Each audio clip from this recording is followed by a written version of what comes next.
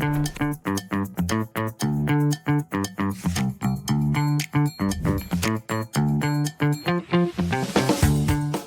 and welcome to BC Pay, BestCard's point-of-sale software designed for medical billing. In this training, we will be learning more about subscriptions, or ways to create automated installment payments for your clients. The subscription feature in BestCard allows your office to set up automatic reoccurring payments for your customers. These payments will run for a preset amount in set intervals of time and can be created right in your BC Pay app or through the BestCard online portal. Upon the completion of the scheduled subscription payments, you will receive an email notification. If your customer's preferred payment schedule doesn't work with BC Pay subscription options, please call our support team to discuss further options.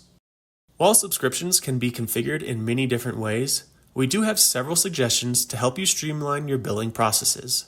We do recommend taking a down payment or initial payment from the customer. Making that initial payment a card-present payment can save the practice money on the first transaction.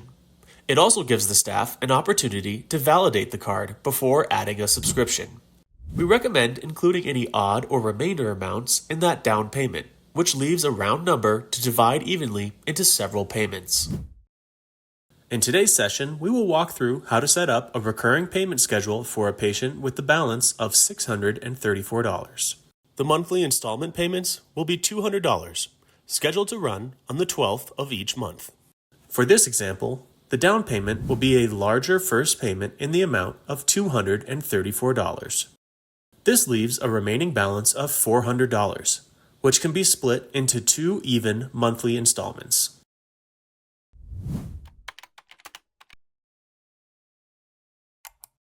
Once the down payment is complete, within the receipt, you can select Add Subscription across the top of the receipt. Alternatively, you can create a new subscription from any transaction in your BC Pay reports. Next to the payment you wish to use, click Other and Create Subscription. When the new window appears, you will fill out the form with the parameters you have agreed upon with the customer. The first field, recurring charge, is the amount the customer will pay each payment. In our case, we decided with the patient to charge $200 per month. Next, you will choose how many times the card will be charged. For our case study, we will charge the card 2 times. You will then set the frequency which the card will be charged. 1 month is the default setting, and this is what we have chosen with our test patient, but you are welcome to adjust the fields as needed. For example, if you wish to charge the card annually, you would charge every 12 months. Clicking the calendar icon will allow you to select which day you have agreed with the customer to begin the recurring schedule. It is important to note the system automatically selects the next day as the recur start date, so you must select which date you wish the recur schedule to begin. We will move our calendar out to the 12th of the following month. Finally, there is an optional field to add a separate final payment. This final payment is not included in the amount of charges in the field above and is not required. For further customization of a scheduled payment, we recommend using the Customer Card Vault instead of subscriptions. Other optional fields include email address and your ID. The email address field is utilized so customers can receive a receipt when their payments are successful. This can always be added or updated in the future.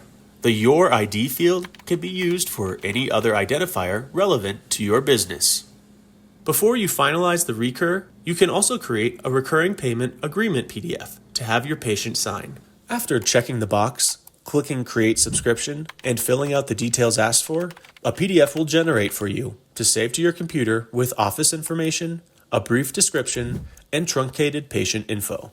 This can be printed out and signed by the customer for your records.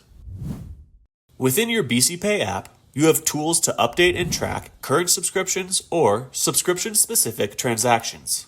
First, you will find all patients with an active recurring schedule under Current Subscriptions. If you're looking for a specific record, you can use the Quick Search feature to sort through your list easily. Because recurring payments are always considered keyed-in payments, it's important to have updated cardholder info, especially the zip code. This can be updated quickly under Update Info.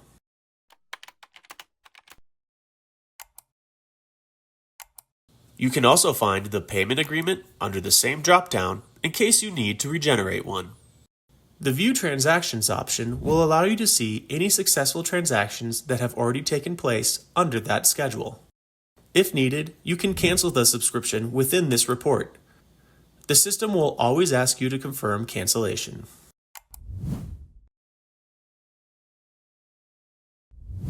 There are several steps you can take to reduce risk of cards being declined. Keeping your payment increments in 6 to 12 months will decrease the chance of the card on file expiring. Certain dates, like the first or the last day of the month, may have a higher decline risk. In an effort to minimize disputes, card-present down payments give staff a chance to validate the card before starting a subscription. Have a signed copy of the recurring payment agreement on file for each customer with a subscription. Keep recurring payment schedules simpler and shorter to avoid patient confusion in the future. Lastly, there may be reasons to generate a new payment agreement with a customer. If a customer has an updated card, an updated payment amount, or a new payment schedule, we advise creating a new agreement and deleting the prior one. Remember, in addition to using your BC Pay software, you can also view all subscriptions using the BestCard online payment gateway on any workstation. Need further clarification or want to go deeper in the subject? You can always schedule a follow-up training through the Help menu of your BC Pay app. If you have any questions, our support teams are happy to help. Call at 877-739-3952 or by email at bcpaysupport@bestcardteam.com.